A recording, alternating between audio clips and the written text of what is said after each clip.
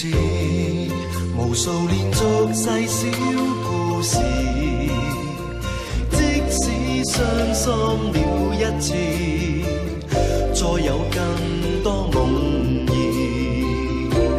想着你，才會明白許多世事，得不到的一些愛，卻永遠埋藏深處。今天生活似寫意，我也似忘掉往事。你那影子退出了，誰人知？在我心中的愛意。我說過要你快樂，讓我擔當失戀的主角，改寫了劇情，無言地漂泊。